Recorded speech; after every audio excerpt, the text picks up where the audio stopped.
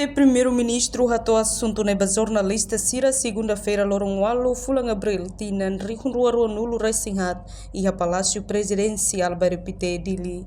Nyedehan problema fosne o governo tenta resolver desde tinan kotuk no fo ona subsídio ba empresa importador fos, mas bela resolve também governo tenta na fata o insabuca reduz folin fos.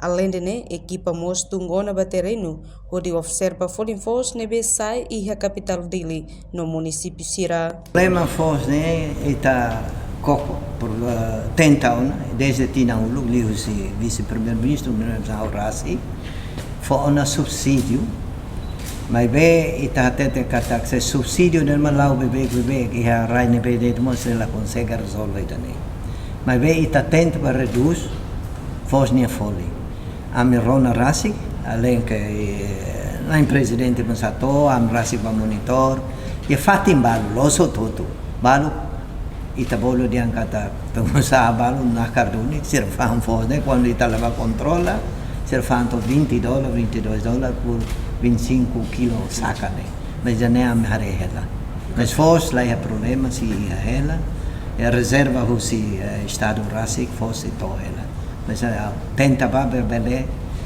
reduz de folha. A reportagem Sabina Sansa, televisão Timor-Poste. Janela informação ba emogoto. Atua tem informação atual dia clio. Kita haluha. Haneham botão subscribe, like.